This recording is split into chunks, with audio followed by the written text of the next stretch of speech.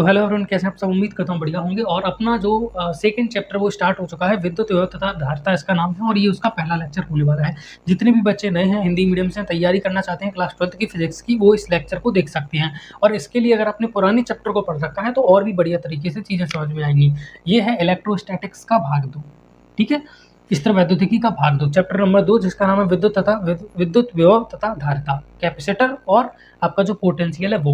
और अपना जो टॉपिक रहने वाला है वो रहने वाला है पोटेंशियल एंड पोटेंशियल डिफरेंस को लेके, ठीक है। सबसे पहले अपन समझते हैं पोटेंशियल क्या होता है, ठीक है।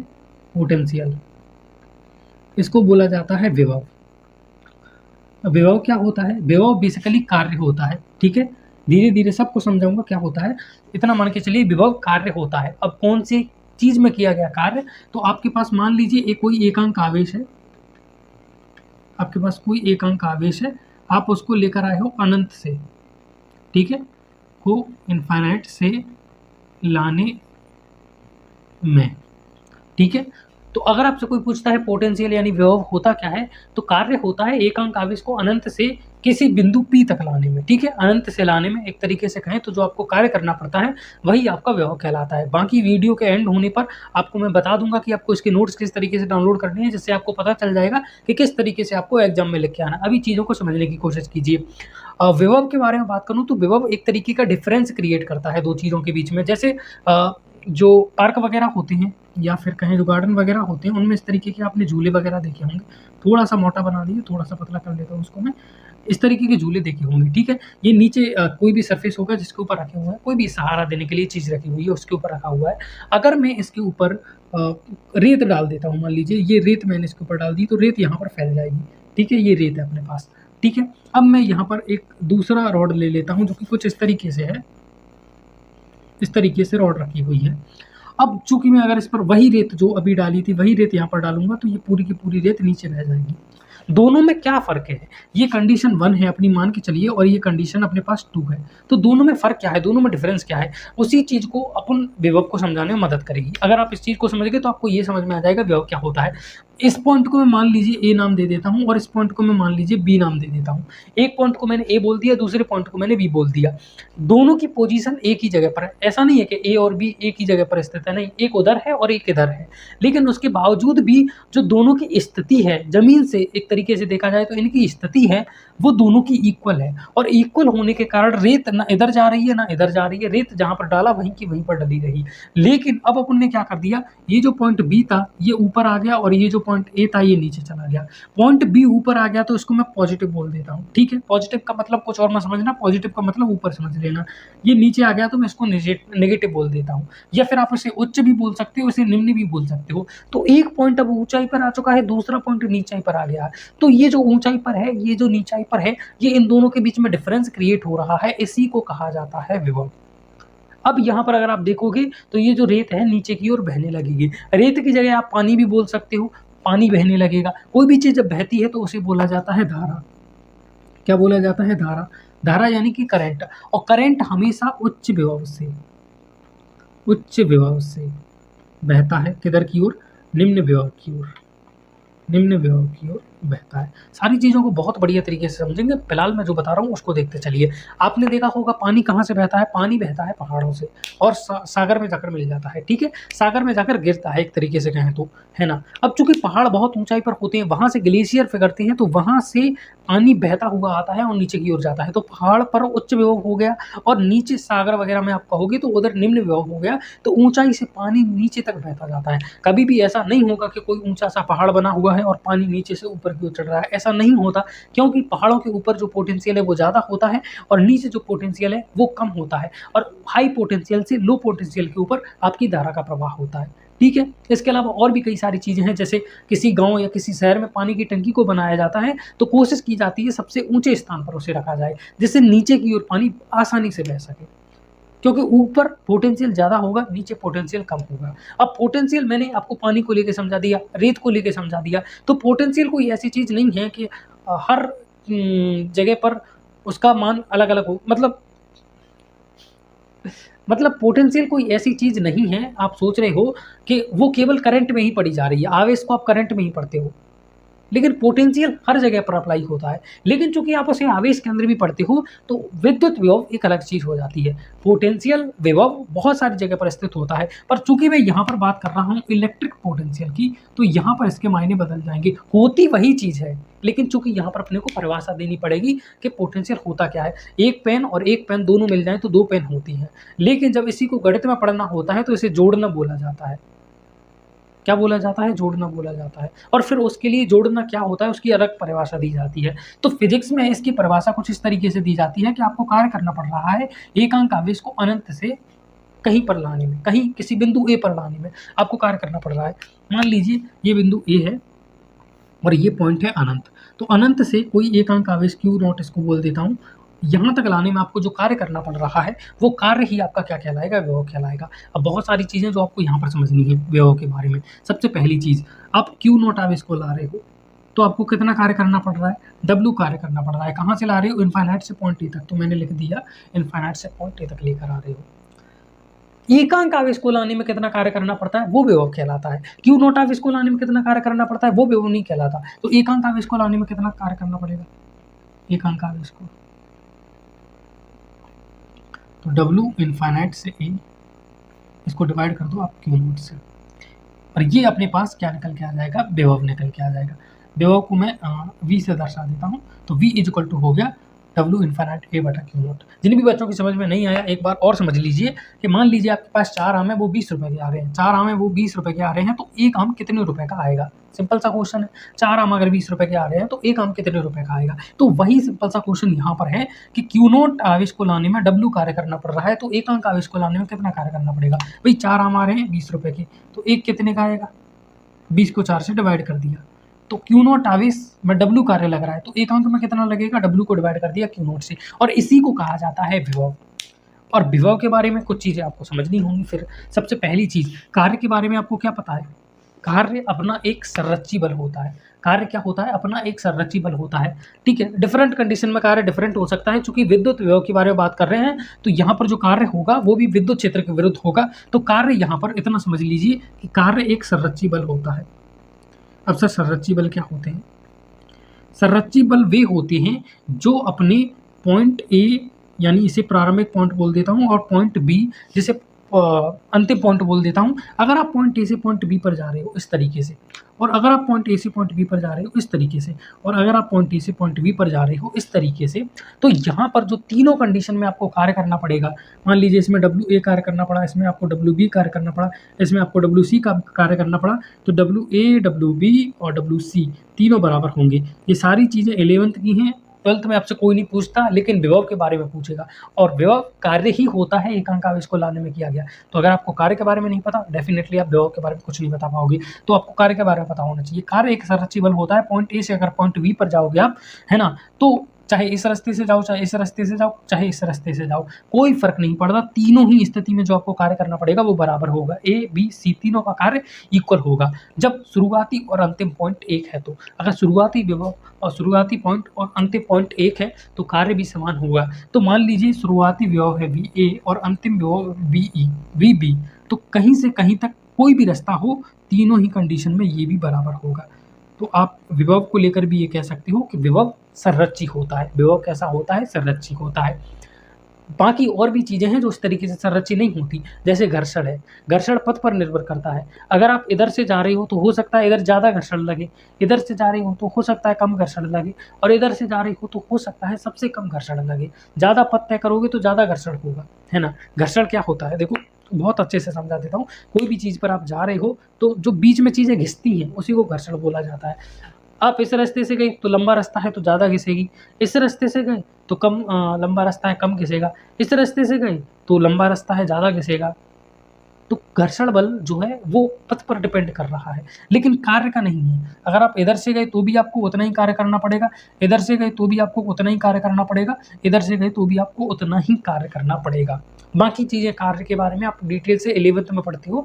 आप इतना समझ लीजिए कि कार्य एक संरक्षी बल है। तो विभव के बारे में पूछिए तो विभव के बारे में बता देना है कि ये एक संरक्षी बल है।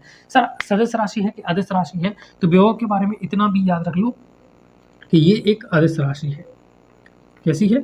अदिश राशि है। विभव की कोई दिशा होती नहीं है, लेकिन ये धनात्मक या ऋणात्मक हो सकता है, पॉजिटिव या नेगेटिव हो सकता है, उच्च और निम्न भी हो सकता है, लेकिन इसकी कोई दिशा नहीं होती विभव के बारे में। अब विभव के बारे में और कोई चीज़ है, वो है इसका मात्रक। कार्य का मात्रक क्या होता है, जूल, है ना। और नीचे है क्या, कूलम। नीचे है तो ऊपर घात एक आ जाती है, इसको लिख दिया जूल कूलम इनवर्स। कार्य का मात्रक हो गया जूल, बटे में क्या है, कूलम है। अब बटे में कोई चीज़ होती है तो उस पर माइनस के एक घात आ जाती है, जो जूल कूलम माइनस इसका मात्रक हो गया।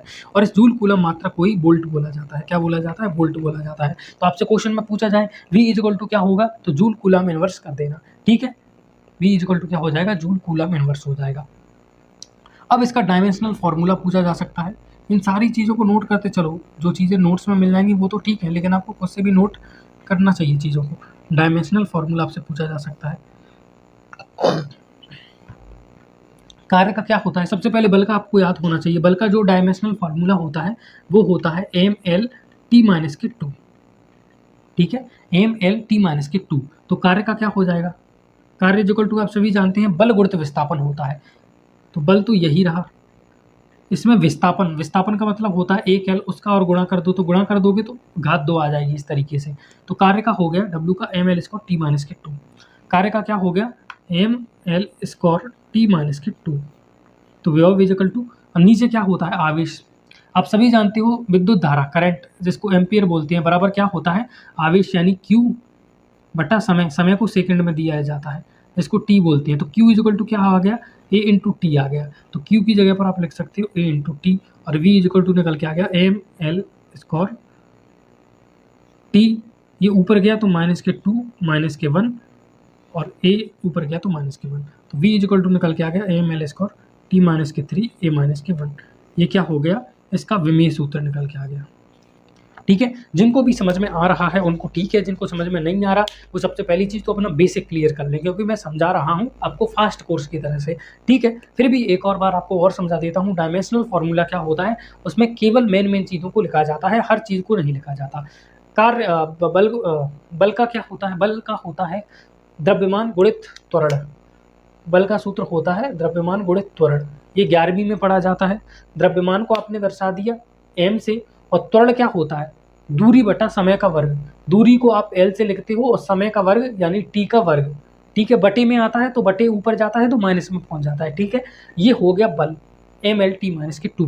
कार्य क्या हो गया, कार्य इक्वल टू होता है बल गुणित विस्थापन। तो बल का तो हो गया mL(T-2), इसमें विस्थापन का और गुणा कर दिया। अगर आप इसमें विस्थापन का गुणा करते हो मेरे भाई, यहाँ पर विस्थापन का गुणा कर दो, विस्थापन को L से बोलेंगे तो L का गुणा किया L में तो L की घात 2 हो गई।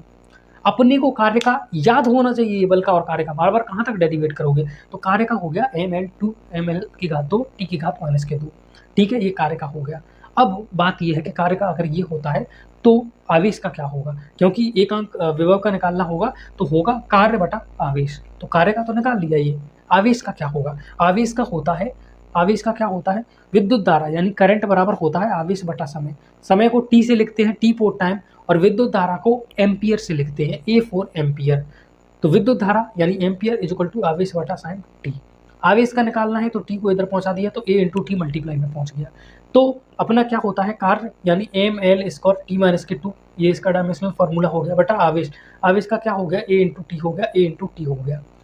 अब विभव का निकालना है तो mL की घात 2 T-2, ये T और ऊपर पहुंच गया तो एक माइनस के और ऊपर पहुंच गया तो -3 हो गया, और एक A और ऊपर पहुंच गया तो A-1 हो गया। नीचे से जब ऊपर ले जाती हूँ तो माइनस के हो जाती हैं, ठीक है। ये अपने पास इसका डायमेंशनल फार्मूला निकल के आ गया, और ये एक अदिश राशि होती है, ठीक है। और विभव का फार्मूला होता है W अनंत से A तक लाने में किया गया कार्य बटे एकमांक आवेश। अब यहाँ पर एक और चीज़ को समझ लो कि विभव, जैसा कि मैंने समझाया था, कोई चीज़ एक तरफ उच्च हो जाए एक तरफ निम्न हो जाए तो उसी को विभव कहते हैं। इधर मान लीजिए आपके पास 5 इलेक्ट्रॉन की कमी है, ये एक तार है, इधर 5 इलेक्ट्रॉन की कमी है, 5 इलेक्ट्रॉन की कमी है, यानी कि यहाँ पर पॉजिटिव आवेश हो जाएगा, कितना, 5e के बराबर, ठीक है। इधर 5 इलेक्ट्रॉन ज़्यादा है तो 5 इलेक्ट्रॉन ज़्यादा है तो इधर नेगेटिव आवेश हो जाएगा 5e के बराबर, ठीक है, E फॉर इलेक्ट्रॉन। इधर 5 इलेक्ट्रॉन की कमी थी तो 5e पॉजिटिव आवेश हो गया, इधर 5e नेगेटिव आवेश हो गया। अब एक तरफ पॉजिटिव है एक तरफ नेगेटिव है, तो जो विद्युत धारा की दिशा किधर होगी, विद्युत धारा की दिशा होगी, चूंकि ज़्यादा इलेक्ट्रॉन है तो इलेक्ट्रॉन इधर से इधर की ओर गति करने लगेंगे, इलेक्ट्रॉन इधर से इधर की ओर गति करने लगेंगे। अब आप में से बहुत सारे बच्चे बोलेंगे कि सर चूंकि इलेक्ट्रॉन इधर से इधर की ओर जा रहे हैं तो विद्युत धारा की दिशा की तरफ हो जाएगी माइनस से प्लस की तरफ। विद्युत धारा की दिशा हो जाएगी माइनस से प्लस की तरफ। ठीक है, माइनस से प्लस की तरफ विद्युत धारा की दिशा हो गई। अब मैंने आपको कंडीशन नंबर 1 है ये, अब कंडीशन नंबर 2 भी दे देता हूँ मैं आपको। मान लीजिए इधर हो गई 5 इलेक्ट्रॉन की कमी, इधर हो गई 2 इलेक्ट्रॉन की कमी, तो इधर का हो गया माइनस के 5 ही और इधर हो गया माइनस के 2 ही। इलेक्ट्रॉन की कमी किधर है? इधर ज़्यादा है, इधर कम है ना। इधर 2 इलेक्ट्रॉन कम है, इधर 5 इलेक्ट्रॉन कम है, तो कुछ इलेक्ट्रॉन इधर से इधर की ओर आ जाएंगे। ठीक है, कुछ इलेक्ट्रॉन इधर से इधर की ओर आ जाएंगे। इधर मान लीजिए 2 इलेक्ट्रॉन की कमी है तो माइनस के 2 ई आवेश है, इधर माइनस के 5 ई आवेश है, तो माइनस के 2 ई आवेश में से कुछ आवेश इधर आ जाएगा तो बराबर हो जाएंगे ये। भाई बेसिक गणित तो आता है। माइनस के 2 में से आपने माइनस का 1 और कम कर दिया तो इधर हो जाएगा माइनस के 3 और इधर कितना हो जाएगा माइनस के 4। ठीक है, इसमें से 1 और माइनस के ई आवेश निकाल दिया आपने तो माइनस की 2 ई आवेश है यहाँ पर, यानी कि 2 इलेक्ट्रॉन की कमी है। यहाँ पर 5 इलेक्ट्रॉन की कमी है, तो इलेक्ट्रॉन की कमी इधर ज़्यादा है, इधर कम है, तो इसकी इलेक्ट्रॉन की कमी को पूरी करने के लिए इधर से कुछ इलेक्ट्रॉन इधर की ओर आने लगेंगे। भले ही इधर कमी है लेकिन इधर ज़्यादा कमी है, और चूंकि ज़्यादा कमी इधर की ओर है तो ज़्यादा इलेक्ट्रॉन इधर से इधर की ओर आएंगे। इतना तो आपको पता है। और बेहतर तरीके से समझने के लिए मान लीजिए इसके पास 10 प्रोटॉन है और इसके पास भी 10 प्रोटॉन है। बहुत बढ़िया तरीके से समझा रहा हूँ डीपली। इसके पास मान लीजिए 8 ही इलेक्ट्रॉन है और इसके पास कितने इलेक्ट्रॉन है? 5 ही इलेक्ट्रॉन है। अब इसके पास 8 इलेक्ट्रॉन है, इसके पास 5 इलेक्ट्रॉन है, तो इसके पास 5 इलेक्ट्रॉन है, 5 इलेक्ट्रॉन की कमी है। 10 प्रोटॉन है तो 10 इलेक्ट्रॉन होने चाहिए थे, तभी नेट आवेश शून्य होता। लेकिन 10 प्रोटॉन तो है लेकिन इलेक्ट्रॉन 5 ही है, तो 5 इलेक्ट्रॉन की कमी हो गई। इधर 10 प्रोटॉन है लेकिन 8 ही इलेक्ट्रॉन है, तो 2 इलेक्ट्रॉन और कम है। 2 इलेक्ट्रॉन और होते तो 10 प्रोटॉन के बराबर 10 इलेक्ट्रॉन हो जाते। अब तो समझ में आ गया। 8 इलेक्ट्रॉन तो 2 इलेक्ट्रॉन की कमी, इधर 5 इलेक्ट्रॉन की कमी, ताकि 10 पूरे हो जाए। ठीक है, अब इधर 8 इलेक्ट्रॉन है, इधर 5 इलेक्ट्रॉन है, तो इधर किधर से किधर की ओर जाएंगे इलेक्ट्रॉन? इधर से इधर की ओर ही जाएंगे ना। किधर से? इधर से इधर की ओर, क्योंकि इधर ज़्यादा है तो इधर 7 इलेक्ट्रॉन बचेंगे, फिर इधर 6 इलेक्ट्रॉन हो जाएंगे, इधर 6 इलेक्ट्रॉन बचेंगे, फिर इधर 6 इलेक्ट्रॉन हो जाएंगे। तो इलेक्ट्रॉन ज़्यादा से कम की ओर जाएंगे, अपनी हाई डेंसिटी से लो डेंसिटी की ओर जाएंगे। ठीक है, तो इसमें धारा इधर से इधर की ओर प्रवाहित हो रही है। अभी कुछ समय पहले ही आपने कहा था कि विद्युत धारा प्रवाहित होती है माइनस से प्लस की तरफ, विद्युत धारा प्रवाहित होती है माइनस से प्लस की तरफ, लेकिन यहाँ पर तो उल्टा हो रहा है। यहाँ पर तो उल्टा हो रहा है, यहाँ पर तो माइनस से धारा प्रवाहित हो रही है माइनस की तरफ। तो आप कुल मिलाकर मैं यहाँ पर क्या कहना चाहता हूँ, ये क्वेश्चन में नहीं पूछा जाएगा। ऐसे देखिए, क्वेश्चन में आपसे क्या पूछा जाएगा? क्वेश्चन में आपसे ये पूछा जाएगा, क्या आवेश को देखकर ये निर्धारित किया जा सकता है कि विद्युत धारा की दिशा क्या होगी? तो आवेश को लेकर ये नहीं बताया जा सकता कि विद्युत धारा की दिशा क्या होगी। उसे देखने के लिए आपको विभव की जरूरत पड़ेगी कि उच्च विभव से निम्न विभव की ओर विद्युत धारा का प्रवाह होता है। विद्युत धारा का प्रवाह किधर से होता है? उच्च विभव से निम्न विभव की ओर विद्युत धारा का प्रवाह होता है। तो कुल मिलाकर मैं यहाँ पर एक चीज़ और लिख देता हूँ, ये तो कोई आपसे पूछ नहीं रहा, पूछेगा वो मैं यहाँ पर लिख देता हूँ। ठीक है, ठीक है, आवेश के आधार पर विभव आवेश के आधार पर विद्युत धारा की दिशा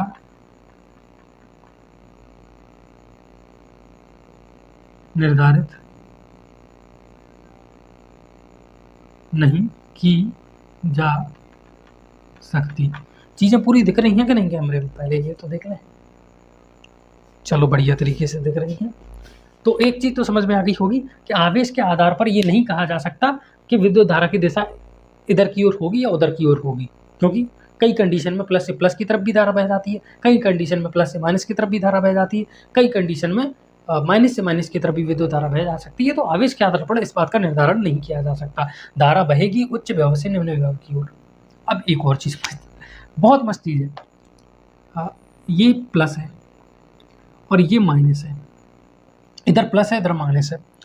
तो आप समझने की कोशिश कीजिए, पोटेंशियल क्या होता है? एकांक आवेश को अनंत से लाने में किया गया कार्य। तो मैं एकांक आवेश को यहाँ पर लाता हूँ तो मुझे कुछ कार्य करना पड़ेगा, और यहाँ पर लेकर आता हूँ तो मुझे कुछ कार्य करना पड़ेगा। यहाँ पर कार्य करना कितना पड़ेगा? बहुत कार्य करना पड़ेगा। यहाँ पर कार्य मुझे बहुत करना पड़ेगा तो मैं पॉजिटिव लिख देता हूँ, जबकि यहाँ पर तो कार्य मुझे कम करना पड़ेगा या कम हो सकता है मुझे कार्य प्राप्ति हो जाए तो कार्य नेगेटिव होगा। सर कैसे? सर कैसे?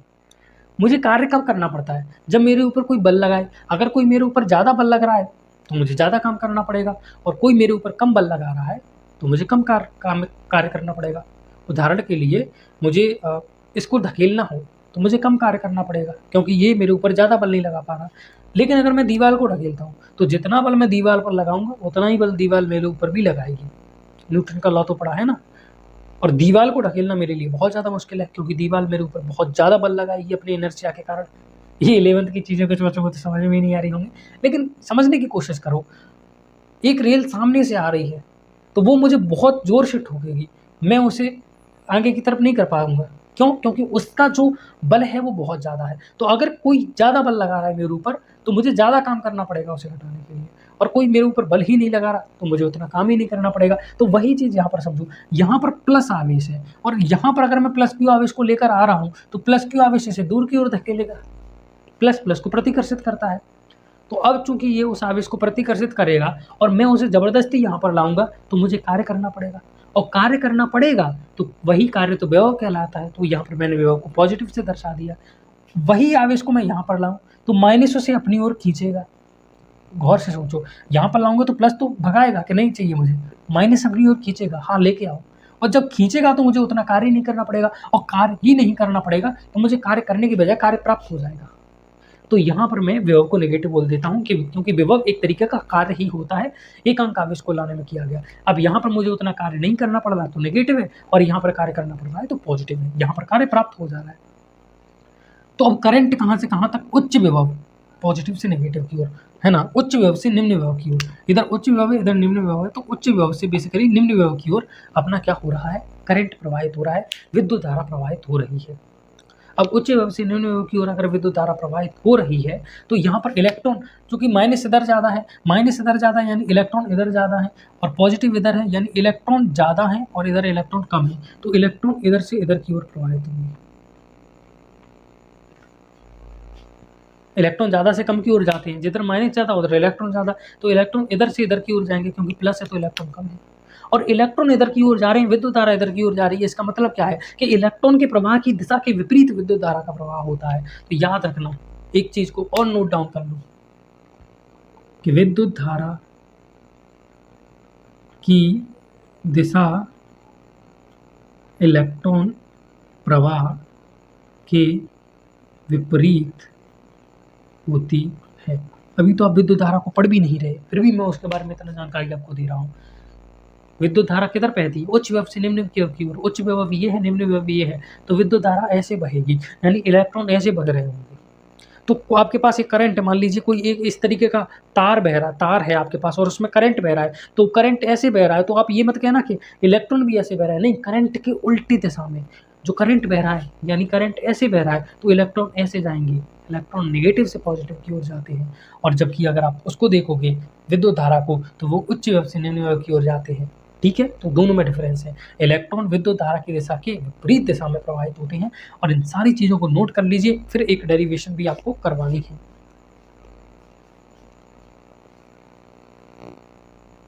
ओके, तो अब देखने वाले हैं अपन क्यू आवेश के कारण बिंदु ए पर विभव। अब मेरी बात सुन लो, जिन भी बच्चों ने कार्य को नहीं पढ़ा उनको थोड़ी समस्या आ सकती है, तो मैं यहाँ पर लिख ही देता हूँ। कार्य का जो फॉर्मूला होता है वो होता है बल गुणित विस्थापन। ठीक है, बल ये है और विस्थापन ये है। ठीक है, विस्थापन यानी कितनी दूरी आपने तय की है, और बल यानी कितना फोर्स आपने लगाया है, तो वो होगा बल गुणित विस्थापन, वही कार्य अपना कहलाता है।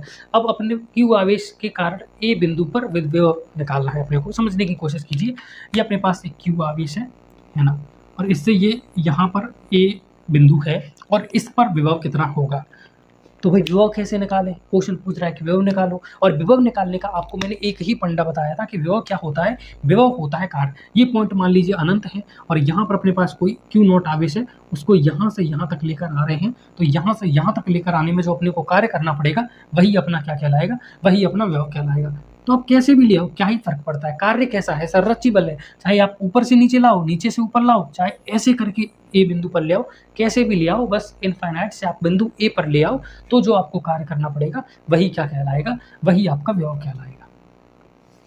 तो विभव क्या होगा यहाँ पर, विभव होगा कार्य इनफाइनाइट से बिंदु ए तक लाने में किया गया बटे अपने पास जो दूरी यहाँ से यहाँ तक की दूरी कितनी है, सॉरी क्यू नोट, एक अंक आवेश को लाने में किया गया कार्य।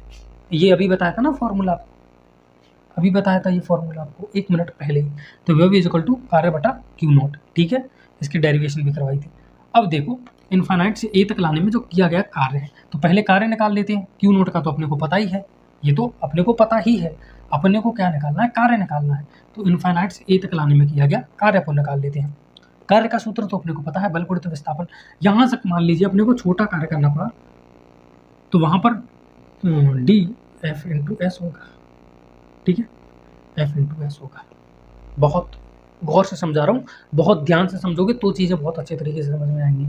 वैसे तो आप रट सकते हो कि कैसे कैसे डेरिवेशन हुई, लेकिन डेरिवेशन ऐसे करने क्यों पड़ी ये समझना बहुत ज़्यादा ज़रूरी है। वो कह रहा है कि क्यू आवेश के कारण ए बिंदु पर विभव निकालिए, तो ए बिंदु पर विभव निकालने के लिए अनंत से अपन ए बिंदु तक क्या कर रहे हैं, अनंत से अपन ए बिंदु तक लेकर जा रहे हैं अपने आवेश को। क्या लेकर जा रहे हैं, अपने आवेश को अनंत से बिंदु ए तक लेकर जा रहे हैं। तो जो अपने को कार्य करना पड़ेगा इस क्यू नॉट आवेश को ले जाने में, वही विभव कहलाएगा। तो पहले कार्य निकालेंगे तभी तो पता चलेगा कि विभव का सूत्र क्या है। वो विभव निकालने को बोला है, कार्य ही नहीं पता अपने को, तो विभव कहाँ से निकलेगा। तो पहले कार्य निकालो, और कार्य का फॉर्मूला बड़े गुणित विस्थापन, जो कि मैंने अभी आपको पढ़ाया है। यहाँ तक तो चीज़ें क्लियर होंगी, है ना।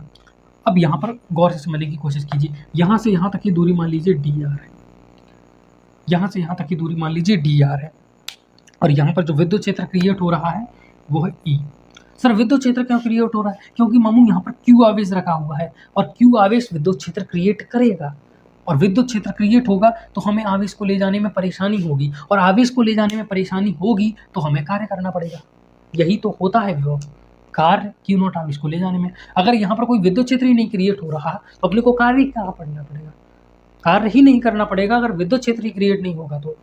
और विद्युत क्षेत्र क्रिएट हो रहा है इस क्यू आवेश के कारण, तो अपने को कार्य करना पड़ेगा, और जो क्यू नॉट आवेश को लाने में किया गया कार्य है वही विभव कहलाता है। याद कर लो इसे बार बार, ताकि डेफिनेशन में आपको केवल चीज़ें पढ़नी पड़े, क्लास में याद हो जाए तो बात ही अलग होती है, ठीक है। अब बहुत सारे बच्चों को यहाँ पर दिक्कत होती है, सर अनंत, अनंत क्या होता है, अनंत तो हम जानते ही नहीं है। अनंत का मतलब है कोई भी चीज़ आपकी रेंज से बाहर हो जाए, रेंज से बाहर हो जाए। जैसे चींटी के लिए पूछो कि धरती कितनी बड़ी है, तो वो बोलेगी भैया हम तो ज़िंदगी में कभी धरती को नाप ही नहीं पाए या माप ही नहीं पाए। क्यों, क्योंकि एक चींटी बहुत छोटी होती है, उसके लिए धरती बहुत बड़ी है। लेकिन हम तो अभी चांद पर पहुंच चुके थे, इसरो ने अपना चंद्रयान 3 लॉन्च किया था, और अभी उसने मैग्मा को लेकर इंफॉर्मेशन भी दी है। तो कुल मिलाकर अपन धरती की सीमाओं को लांघ चुके हैं।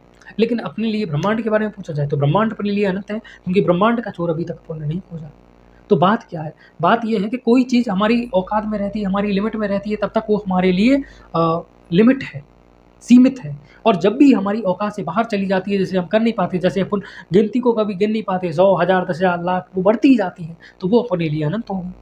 तो वैसे ही ये आवेश है, ये एक विद्युत क्षेत्र क्रिएट कर रहा है, लेकिन ऐसा तो नहीं है कि मेरे पास ये आवेश दिल्ली तक विद्युत क्षेत्र क्रिएट कर दे। इसकी एक थोड़ी बहुत एरिया रहेगा, वहाँ तक ये विद्युत क्षेत्र क्रिएट कर पाएगा। तो ये आवेश है, ये मान लीजिए यहाँ तक ही विद्युत क्षेत्र क्रिएट कर पा रहा है, यहाँ से आगे इसकी औकात ही नहीं है, और जहाँ से आगे इसकी औकात नहीं है वहाँ पर वो पॉइंट अनंत होगा। अनंत का मतलब ये नहीं कि ऐसी जगह पर रखा है कि अपन ला ही नहीं सकते। अनंत का मतलब है विद्युत क्षेत्र से बाहर अपने पास क्यू नॉट आवेश रखा हुआ है, विद्युत क्षेत्र से अपने पास बाहर अपने पास क्यू नॉट आवेश रखा हुआ है, तो वो अनंत पॉइंट हो जाएगा। अब यहाँ से यहाँ तक लाने में अपने को कोई कार्य करना पड़ेगा नहीं। कार्य कब करना पड़ता है, बल गुणित विस्थापन। जब बल लगेगा तब अपने को कार्य करना पड़ेगा। यहाँ पर तो कोई बल ही नहीं लग रहा, बल तो विद्युत क्षेत्र में लगेगा ना आवेश के ऊपर, यहाँ पर कौन सा बल, तो यहाँ पर तो अपने को कोई कार्य नहीं करना पड़ा। लेकिन जैसे ही अपन इस एरिया में प्रवेश करने लगे तो यहाँ पर विद्युत क्षेत्र है, और विद्युत क्षेत्र बल लगाएगा, विद्युत क्षेत्र बल लगाएगा। तो यहाँ पर अगर अपन कार्य का फॉर्मूला निकाल रहे हैं और यहाँ पर अपने पास बल दे रखा है, तो बल कौन क्रिएट करेगा, विद्युत क्षेत्र क्रिएट करेगा। और विद्युत क्षेत्र जो बल क्रिएट करता है, विद्युत क्षेत्र जो बल क्रिएट करता है वो क्या होता है, Q इंटू ई। क्यू वो आवेश जो बल क्रिएट कर रहा है, तो क्यू आवेश जो बल क्रिएट कर रहा है, ई जो वो विद्युत क्षेत्र क्रिएट कर रहा है, और दोनों का अगर आप गुणा कर देते हो, क्यू इंटू ई कर देते हो, तो आपके पास बल निकल के आ जाता है ना। वैसे ये वेक्टर होता है और विस्थापन भी वेक्टर राशि है, लेकिन कार्य एक अदिश राशि है, इसीलिए विभव भी एक अदिश राशि होती है। विस्थापन का यहाँ पर इस तरीके से गुणा नहीं होता, यहाँ पर होता है डॉट प्रोडक्ट, यानी अदिश गुणनफल होता है बेसिकली इनका। सदिश गुणनफल, अदिश गुणनफल मैंने बेसिक मैथमेटिक्स में समझा रखा है, तो समझ जाना कि कार्य एक अदिश राशि है, इसीलिए व्यव एक अदिश राशि है। और अदिश सदिश को लेकर कंफ्यूजन मत होना, बस इतना समझ लेना कि बल जो है विद्युत क्षेत्र यहाँ पर लगाएगा, जो कि होगा Q इंटू ई के बराबर। Q ये जो सॉरी Q यानी मैं भी कभी कभी बहुत गलत लिख देता हूँ, Q यानी यहाँ पर Q नोट, Q यहाँ पर क्या हो गया Q नोट हो गया, यानी जिस पर बल लग रहा है, और E वो है जो बल लग रहा है। तो अब डायरेक्ट फॉर्मूला निकाल देते हैं, dw इक्वल टू बल का सूत्र क्या हो गया Q नोट इंटू ई यहाँ पर लग रहा है, और जो दूरी है dr दूरी इसने तय की, यहाँ से यहाँ लेकर यहाँ तक की जो दूरी है dr है, क्योंकि इधर तो अपने को कोई कार्य ही नहीं करना पड़ा, और यहाँ पर अपन निकाल रहे हैं इन्फाइनाइट से पॉइंट ए तक, ठीक है, इन्फाइनाइट से पॉइंट ए तक, और यहाँ पर भी कार्य निकाल रहे हैं इन्फाइनाइट से पॉइंट ए तक। अब देखने की कोशिश करो, अपन लेके जा रहे हैं आवेश को इधर की ओर, और बल लगा रहा है इधर की ओर, आवेश को ले जा रहे हैं इधर की ओर, बल लगा रहा है इधर की ओर, यानी एक दूसरे के अपोजिट है, आवेश जा रहा है इधर की ओर और बल लग रहा है इधर की ओर, तो दोनों के बीच में एंगल हो गया 180 डिग्री। और कार्य क्या होता है, अदिश राशि होता है, ये होता है कार्य equal to F dot S vector, ठीक है। एफ डॉट एक्स वेक्टर क्या होता है, एफ एस कॉस थीटा, और कॉस 180 डिग्री की वैल्यू कितनी होती है, -1 होती है। कॉस 180 डिग्री की वैल्यू क्या होती है, -1 होती है। एक मिनट रुकना, हाँ, cos 180 डिग्री की वैल्यू -1 होती है, तो यहाँ पर कार्य की वैल्यू भी क्या हो जाएगी, -f इंटू एस हो जाएगी, क्योंकि अपन आवेश को ऐसे ले जा रहे हैं और बल ऐसे लग रहा है, तो यहाँ पर कार्य जो निकल के आएगा वो नेगेटिव होगा, ठीक है, कार्य जो होगा यहाँ पर नेगेटिव होगा, यहाँ पर लिख देता हूँ, कार्य कैसा होगा, नेगेटिव होगा, क्योंकि आवेश को आप ऐसे ले जा रहे हो, बल वो विपरीत दिशा में लग रहा है, 180 डिग्री का एंगल हो गया। कार्य का फॉर्मूला होता है F S cos theta, theta यहाँ पर 180 डिग्री है, कॉस 180 डिग्री की वैल्यू -1 हो गई, तो -1 इंटू एफ एस हो गया, ठीक है। या फिर आप सीधा करना चाहो, कार्य का फॉर्मूला आपको नहीं, आप तो सीधा भी कर सकते हो कि जिधर विस्थापन है आपका, जो विद्युत बल है उसके विपरीत दिशा में है, तो अगर विस्थापन को पॉजिटिव ले रहे हो तो विद्युत बल को आपको नेगेटिव लेना पड़ेगा, तो ठीक है, ये निकल के आ गया Q not into E into D R. अब यहाँ पर मैंने Q नॉट को बाहर निकाल लिया। विद्युत क्षेत्र का फॉर्मूला क्या होता है, कि जिसके कारण विद्युत क्षेत्र क्रिएट हो रहा है, Q बटा जो दूरी आपने तय की है डी आर, मान लीजिए यहाँ से यहाँ तक की दूरी R, कोई फर्क नहीं पड़ता, इंटू डी आर, और लिमिट है आपकी इन्फाइनाइट से पॉइंट ए तक, ठीक है, ए तक यानी डी आर दूरी तय की है, ये भी लिख सकते हो आप, ए तक जा रहे हो तो डी आर दूरी आपने तय की है, इसको मैं R दूरी लिख देता हूँ, मैं सीधा R दूरी लिख देता हूँ, यहाँ से यहाँ तक की दूरी जो है R है, यहाँ से यहाँ तक की दूरी को R लिख देता हूँ, ठीक है, इन्फाइनाइट से R तक, ठीक है, बराबर माइनस के Q नॉट रहा, K बाहर आ गया, Q बाहर आ गया, अंदर बचा 1/R dr, और आप लेकर आ रहे हो इन्फाइनाइट से लेकर R दूरी तक। इसका समाकलन कर दो, तो समाकलन करोगे तो कितना निकल के आएगा, माइनस के Q नॉट के Q बटा, ये जो है वर्ग होता है, यहाँ पर विद्युत क्षेत्र के फॉर्मूले में वर्ग निकल के आता है, मुझे विभव का फॉर्मूला याद रह गया, ठीक है, R स्क्वायर होता है। अब इसका समाकलन कर दो आप, तो क्या करोगे, R की घात -2 प्लस के 1 बटे -2 प्लस के 1, समाकलन करना आता होगा इन्फाइनाइट टू R। समाकलन करते हैं तो हाथ में बेसिकली 1 जोड़ देते हैं, फिर जो घात आती है उसको नीचे डिवाइड में कर देते हैं, जैसे R की घात 2 है, इसको मैं ऊपर करना चाहूँ तो R की घात -2 कर सकता हूँ, समाकलन करोगे तो जो घात है -2 उसमें 1 जोड़ेगा, फिर जो घात है उससे डिवाइड करना पड़ेगा आपको, ठीक है। अब देख लो, माइनस के Q नॉट के Q, यहाँ पर हो गया -2 प्लस के 1 -1, -2 प्लस 1 R की घात -1, लिमिट हो गई इन्फाइनाइट से लेकर R तक, ठीक है, ये माइनस है तो माइनस से माइनस कैंसिल, बाहर निकाल लो उसको, बेसिकली Q नॉट के Q, R की घात -1 को मैं लिख सकता हूँ 1/R, जब इसी को ऊपर ले जाऊँगा तो घात माइनस में चली जाएगी, है ना, ऊपर ले जाने पर जब घात माइनस में जाती है तो नीचे लाने पर पॉजिटिव में भी हो सकती है। Q नॉट हो गया, के Q नॉट हो गया, और Q हो गया, अब यहाँ पर लिखे तो 1/R माइनस के 1/इन्फाइनाइट, ठीक है, पहले R की जगह R लगा, फिर R की जगह पर इन्फाइनाइट लगा, ये तो आप जीरो कर सकते हो उसको, तो बचा क्या, के Q नॉट Q बटा R, ये क्या निकल के आ गया, ये निकल के आ गया अपना कार्य, ये निकल के आ गया कार्य, इन्फाइनाइट से पॉइंट ए तक लाने में किया गया, इन्फाइनाइट से पॉइंट ए तक लाने में किया गया कार्य, अपने पास निकल के आ गया। मैं इस वाले पोर्शन को मिटा दे रहा हूँ, इस वाले पोर्शन को मिटा दे रहा हूँ। अब विभव निकालना था अपने को, क्वेश्चन ने तो विभव निकालने को बोला था, ये रामकथा तो अपन ने इसीलिए बनाई ताकि अपने को जीवन का सार मिल सके, विभव का सार मिल सके, ठीक है। तो विभव इज इक्वल टू क्या होता है, कार्य, कार्य हो गया के Q नॉट Q बटा R इंटू में Q नॉट बटे में Q नॉट, Q नॉट से Q नॉट को काट दिया, बटे में कार्य तो ये हो गया, बटे में Q नॉट से Q नॉट को काट दिया, तो विभव इज इक्वल टू निकल के आ गया के Q बटा R, ये निकल के आ गया विभव का फॉर्मूला। तो विभव का फॉर्मूला क्या होता है, KQ/R। विभव का फॉर्मूला क्या होता है, KQ/R। दोबारा सुनो, विभव का फॉर्मूला होता है KQ/R। और इसको सिंपल तरीके में, ये मैंने पूरी डेरिवेशन करके निकाला है, कैसे निकाला है, सिंपल तरीका है इसको याद रखने का। वो क्या, विभव इक्वल टू होता है कार्य बटा आवेश, कार्य इक्वल टू होता है बल गुणित विस्थापन। बल क्या होता है, Q0/R² इंटू विस्थापन, मान के चलिए विस्थापन R हो गया, बटी में क्या निकल के आया, बटी में निकल के आया आवेश, तो Q से Q कट गया, KQ, R से स्क्वायर कट गया, KQ/R। KQ/R यहाँ पर निकल के आया। सर ये इतने छोटे में कैसे हो गया, छोटे में नहीं हुआ, ये सारा फंडा मैंने यूनिट से करवाया है, ठीक है। देखो बल का सूत्र क्या होता है कूलम के नियम से, K दो आवेशों के मध्य लगने वाला बल, Q इंटू Q0/R²।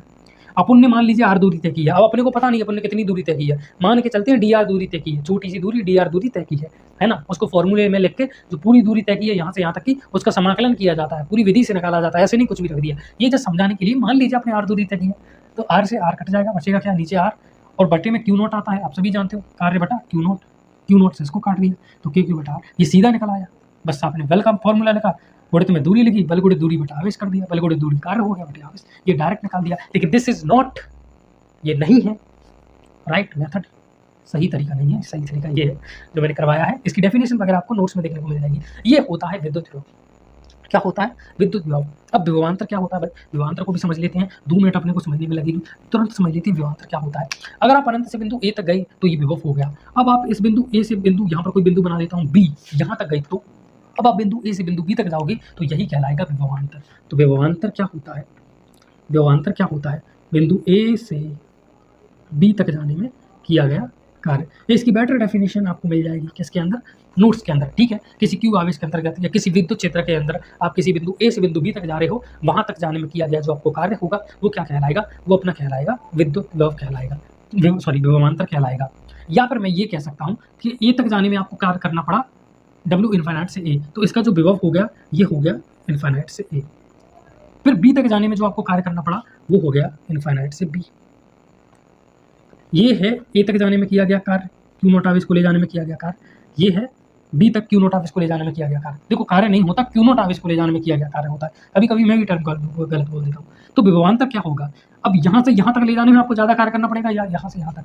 भाई जैसे ही जैसे आप आवेश के पास जाओगे विद्युत क्षेत्र प्रबल होता जाएगा, तो बी तक ले जाने में ज़्यादा कार्य करना पड़ेगा, इतना यहाँ पर नहीं करना पड़ेगा। तो यहाँ तक ले जाने में जो कार्य किया गया वो हो गया बी मान के चलना, और ए तक ले जाने में जो कार्य करना पड़ा वो ए हो गया। तो यहाँ से यहाँ तक ले जाने में जो कार्य करना पड़ा और यहाँ से यहाँ तक ले जाने में जो कार्य करना पड़ा, इसमें से इसको घटा दो तो बचेगा ये वाला एरिया, और यही तो अपना क्या कहलाता है, ये से बी तक ले जाने में किया गया कार्य। तो बी टू ए बराबर होता है बी माइनस बी ए। तो दो विभवों के बीच का अंतर, इस विभव और इस विभव के बीच का अंतर विभवांतर कहलाता है। तो विभवांतर की बहुत बेसिक सी परिभाषा है, दो विभव के बीच का अंतर, दो विभव के मध्य का अंतर, मध्य का अंतर, ये क्या कहलाता है, विभवांतर कहलाता है। मैंने आपको पहले ही बताया था, ये है कंडीशन और ये है करंट का प्रवाहित होता है उच्च विभव से निम्न विभव की ओर। यानी ये पॉइंट ए है, ये पॉइंट ए है, ये पॉइंट बी है। यहाँ पर रेत क्यों नहीं बह रही थी, क्योंकि पॉइंट ए जिस स्थिति में पॉइंट बी भी उस स्थिति में है, तो इसका जो विभव है वही विभव इसका है, और दोनों के विभव का समान है, इसीलिए इन दोनों के बीच का विभवांतर 0 है। जबकि यहाँ पर ये ऊपर की ओर है पॉजिटिव है, ये नीचे की ओर है नेगेटिव है। तो अगर इन दोनों के विभव में देखा जाए तो इन दोनों का विभव जो है समान नहीं है, इन दोनों के विभव के बीच में एक अंतर क्रिएट हो रहा है। यहाँ पर विभवांतर क्रिएट हो रहा है जिसको डेल्टा वी लिख देते हैं, ठीक है, डेल्टा वी भी लिख देते हैं। तो चूंकि यहाँ पर विभवांतर क्रिएट हो रहा है, इसीलिए यहाँ पर क्या होता था, रेत बह रही थी। तो करंट कब बहता है, जब दो विभवों के बीच में अंतर क्रिएट हो, तभी करंट बहता है। तो विभवांतर क्या होता है, दो विभवों के बीच का अंतर होता है। या कह दो ए से बी तक ले जाने में किया गया कार्य, यानी ए तक ले जाने में किया कार्य और बी तक ले जाने में किया कार्य। तो बी में से ए को वाले को घटा दोगे तो ये वाला एरिया निकल के आ जाएगा, यहाँ से यहाँ तक के में से यहाँ से यहाँ तक घटा दोगे तो ये निकल के आ जाएगा, ये विभवांतर होता है। उम्मीद करता हूँ आज का पोटेंशियल आपको समझ में आ गया होगा। पोटेंशियल डिफरेंस यानी विभवांतर, ये अच्छा ये भी समझ में आ गया होगा, है ना। तो मिलता हूँ आपसे किसी अगली वीडियो के अंदर, तब तक के लिए गुड बाय, जय हिंद, राधे राधे। और हाँ, बहुत फास्ट पढ़ा रहा हूँ मैं, समझ रहा हूँ, लेकिन समझाने की कोशिश हर एक चीज़ को कर रहा हूँ। और बेसिकली हिंदी मीडियम में इतना डिटेल में वैसे भी कोई नहीं जाता, कुछ ही टीचर्स हैं जो जाते हैं, तो मैं उसको भी पूरा करने की कोशिश कर रहा हूँ कि कम समय में ज़्यादा कंटेंट कवर हो सके। चलिए मिलता हूँ आपसे किसी अगली वीडियो में, तब तक के लिए गुड बाय, जय हिंद, राधे राधे।